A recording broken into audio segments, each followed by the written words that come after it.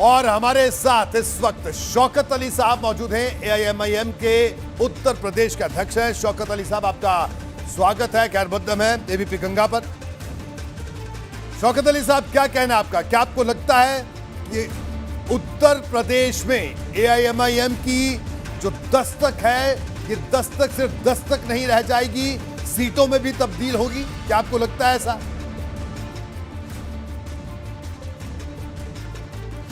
Sir, बिल्कुल हम उत्तर प्रदेश में 2014 से संगठन पे काम कर रहे हैं। 2017 में हम इलेक्शन लड़े, कामयाबी नहीं मिली, लेकिन 2022 में हम भागीदारी संकल्प मोर्चा का हिस्सा हैं जी, और मुझे उम्मीद है कि 2022 में भागीदारी संकल्प मोर्चा का चीफ मिनिस्टर बनेगा।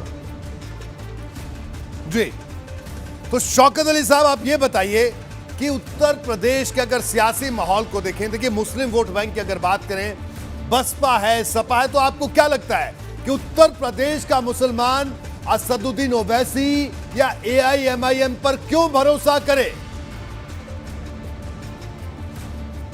ऐसी क्या वजह है? सर, उत्तर प्रदेश का मुसलमान 70 सालों से नाम नेहाद सेकुलर पार्टियों के ऊपर भरोसा किया। मुसलमानों ने अपनी कोई सियासी जमात नहीं बनाई। 1947 के बाद इस मुल्क के अंदर 2 सियासी पार्टी थी, एक मुस्लिम लीग थी, दूसरी तरफ कांग्रेस थी।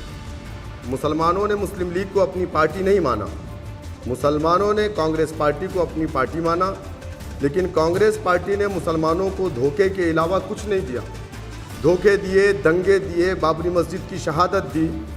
मुसलमान कांग्रेस से जब नाराज़ हुआ 1992 में बाबरी मस्जिद की शहादत के बाद, जी, समाजवादी पार्टी की तरफ रुख किया। मुलायम सिंह यादव ने एक मरतबा फिर नारा दिया कि मैं तुम्हारा नेता हूं, मैं तुम्हारी चीज़ों की रक्षा करूंगा, मैं तुम्हारी हिफाजत करूंगा। जी, मुसलमानों ने एक मरतबा सेकुलरिज्म पे फिर भरोसा किया और मुलायम सिंह यादव को अपना नेता माना। लेकिन आप मुझे बताइए कि मुसलमान अगर आज पसमानदा है, सच्चर कमेटी की रिपोर्ट, रंगनाथ मिश्रा कमीशन की report, कुंटू commission, Mahmoodur Rahman commission, कितनी मैं आपको बताऊं, आज मुसलमान अगर पसमानदा है, दलित से बदतर जिंदगी गुजार रहा है, तो उसकी जिम्मेदार ये नाम नेहाद सेकुलर पार्टियां नहीं है तो कौन है?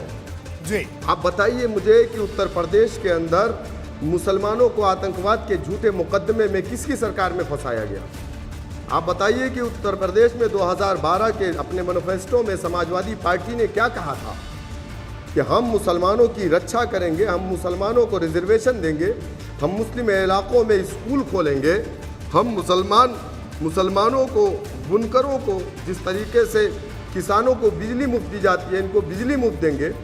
किसी एक अपने वादे को जो इन लोगों ने शौकत भाई, ये बताइए कि आप ये बात कह रहे हैं, लेकिन सपा तो कहती है कि वो उत्तर प्रदेश के मुसलमानों की सबसे बड़ी हिमायती है। ये समाजवादी पार्टी ये दावा करती है। सर, मुसलमानों की हिमायती का दावा तो बीजेपी भी करती है जी, मुसलमानों की हिमायती का दावा तो कांग्रेस पार्टी भी करती है, मुसलमानों की हिमायती का दावा तो सारी पार्टियां, बहुजन समाज पार्टी भी करती है। लेकिन आप मुझे बताइए सर, मैं एक सवाल करना चाहूँगा, समाजवादी पार्टी के लोग इसका जवाब दें। आप उनसे पूछिएगा कि सन 2008 में आजमगढ़ से और एक जौनपुर से मौलाना हकीम तारिक कासमी, जिनको आजमगढ़ से उठाया गया, खालिद मुजाहिद, जिनको जौनपुर मड़ियाऊ से उठाया गया, 2008 में बहुजन समाज पार्टी की हुकूमत थी, इनको गिरफ्तार किया गया। कुछ नेताओं का प्रेशर पड़ा तो उनको ये बताया गया कि ये आतंकवादी थे, बाराबंकी दिखाया गया जी। कुछ मुस्लिम नेताओं का प्रेशर पड़ा बीएसपी के ऊपर, तो उन्होंने वहाँ पर जस्टिस निमेश कमीशन का गठन किया जी। न्यायमूर्ति आरडी निमेश ने उसकी इंक्वायरी की और 14 मार्च 2008 को यह गठन हुआ था, जिसकी रिपोर्ट 31 अगस्त 2012 को प्रस्तुत की गई। विधानसभा के अंदर समाजवादी पार्टी की हुकूमत थी। खालिद मुजाहिद को समाजवादी पार्टी की हुकूमत में पुलिस कस्टडी में मार दिया गया। मैंने जाकर के अपने इन हाथों से खालिद मुजाहिद को उठाया है। 42 लोगों के ऊपर हम लोगों ने मुकदमा करवाया। लेकिन आप मुझे बताइए कि क्या खालिद मुजाहिद के घर वालों को इंसाफ मिला? खालिद मुजाहिद को मारा गया था, उनके मुंह से और नाक से खून आ रहे थे, पूरे जिस्म पे निशान थे। ये नाम नेहाद सेकुलर पार्टियां जिनको हम अपनी पार्टी मानते हैं, उनकी हुकूमत में हमारे साथ ये जुल्म हुए। ठीक है। जियाउल हक को मारा ठीक गया, है। समाजवादी पार्टी की हुकूमत थी प्रतापगढ़ के अंदर। बिल्कुल। और राजा भैया के ऊपर इल्जाम परवीन आजाद ने लगाया, राजा भैया को कैबिनेट में मिनिस्टर बनाया बिल्कुल। समाजवादी शौकत पार्टी भाई ने। आपको रोकूंगा, देखिए आप प्रतापगढ़ की बात कर रहे हैं, लेकिन मैं आपको ये बताता हूं, आपने तमाम सेकुलर पार्टियों की आप बात कर रहे हैं, आपका कहना है कांग्रेस, सपा, बसपा, आपका कहना है इन तीनों पार्टियों ने उत्तर प्रदेश के मुसलमान को सिर्फ धोखा दिया है, यही आप कह रहे हैं। लेकिन इस बीच कांग्रेस नेता इमरान प्रतापगढ़ी क्या कहते हैं, आप वो भी सुनिए। नागपुर और हैदराबाद के बीच में बड़ा गहरा रिश्ता है। उधर से एक बात कही जाती है, इधर से उस पर बोला जाता है। अभी पिछले दिनों उन्होंने कहा हम उत्तर प्रदेश में सरकार नहीं बनने देंगे, फिर उत्तर प्रदेश के मुख्यमंत्री जी ने ये कहा कि वो बड़े नेता हैं। ये एक फिक्स मैच है जो ध्यान भटकाने के लिए खेला जा रहा है। लेकिन उत्तर प्रदेश की जनता बड़ी समझदार है। वो उत्तर प्रदेश, इसने कई मुख्यमंत्री दिए हैं, कई प्रधानमंत्री दिए हैं, कई बड़े नेता दिए हैं देश को। वो समझ रहा है कि नागपुर और हैदराबाद एक पिच पर खेल रहा है। शौकत अली साहब क्या कहना है आपका, आपने सुना कांग्रेस नेता इमरान प्रतापगढ़ी को, उनका इशारा किस तरफ था? देखिए, इमरान प्रतापगढ़ी मंच के लोगों को खुश करने वाले शायर हैं जी। 5 लाख रुपया 6 लाख रुपया इनका रेट है, और इनका जो काम है वो हमारे कौम का दर्द बयान करते हैं, आंसू निकालते हैं। कभी नजीब की माँ पे और कभी मदरसे पे ये नज़्म बड़ी अच्छी पढ़ते हैं और उसका 5 लाख रुपया लेते हैं। तो अब मैं ऐसे ही स्टेज पर गाना गाने वालों के बारे में क्या कहूँ। समाजवादी पार्टी को अगर लगता है कि कांग्रेस पार्टी इमरान प्रतापगढ़ी के ज़रिए से अपने नैया पार करा लेगी, तो यही इमरान प्रतापगढ़ी ने सीमांचल में जाकर के एक नहीं 50 जनसभाएं की थी जी। और क्या हुआ, आप पूरे हिंदुस्तान में वेस्ट बंगाल के अंदर अगर आज आप देखेंगे कि सब कांग्रेस का सफाया हुआ है जी, और कांग्रेस के जहाज पर लेफ्ट बैठ गया, वो भी डूब गया।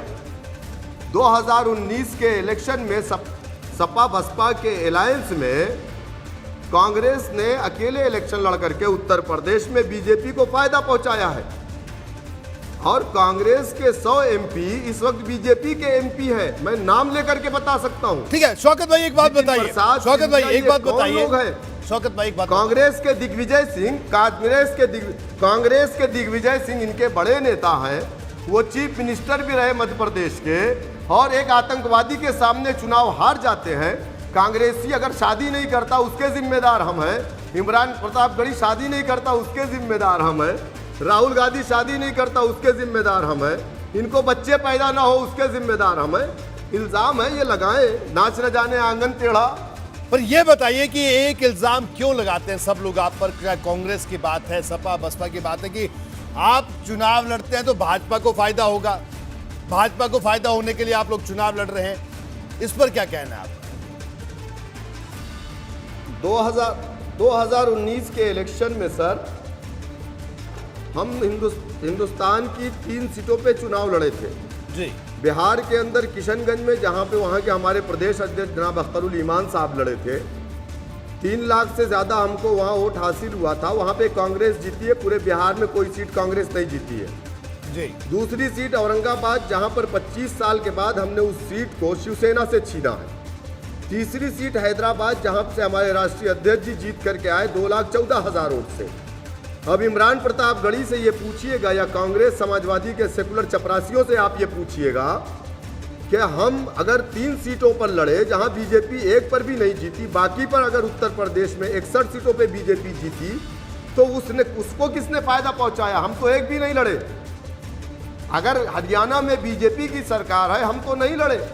अगर मध्य प्रदेश में बीजेपी की सरकार है, हम तो नहीं लड़े। हम एक पॉलिटिकल पार्टी हैं, हम कोई बैंड पार्टी नहीं है, हम कोई एनजीओ नहीं है। पॉलिटिकल पार्टी का काम होता है इलेक्शन में पार्टिसिपेट करना। पॉलिटिकल पार्टी का काम वो नहीं होता है जो इमरान प्रतापगढ़ी कर रहे हैं, स्टेज पे खड़े होकर के नाच पढ़ना, कव्वाली पढ़ना, गज़लें पढ़ना, लोगों को खुश करना। तो हम लोगों को खुश करने वाले नौटंकी पार्टी नहीं है, हम एनजीओ हैं। हम एनजीओ नहीं हैं, हम एक पॉलिटिकल पार्टी है। इलेक्शन में हम पार्टिसिपेट करते हैं, इससे हमारा लोकतंत्र मजबूत होता है। जी, बिल्कुल शौकत अली साहब, हमने आपकी बात सुनी। और शौकत भाई, मैं एक बात जरूर कहना चाहूंगा कि आप भी अपने जो राष्ट्रीय अध्यक्ष हैं उनकी तरह ही आप भी बड़े दमखम और बड़े साफ अंदाज में और तीखे अंदाज में अपनी बात रखते हैं, तर्कों के साथ। इसको आप जारी रखिएगा, लेकिन उत्तर प्रदेश के मुसलमान की, हमारी अकलियत की के हक और हुकूक ना मरने पाए, इसका ख्याल जरूर रखिएगा। क्योंकि सियासत जब आड़े आती है तो हम बात तो वैसे हिंदू मुस्लिम की करते हैं, लेकिन सियासत जब आड़े आती है तो तमाम पार्टियों का हश्र हमने देखा है। मुस्लिम उनके लिए सिर्फ वोट बैंक है उत्तर प्रदेश में, और कुछ नहीं है। एक 19% आबादी है जिसका उन्हें वोट लेना है, ये जरूर हम चाहेंगे।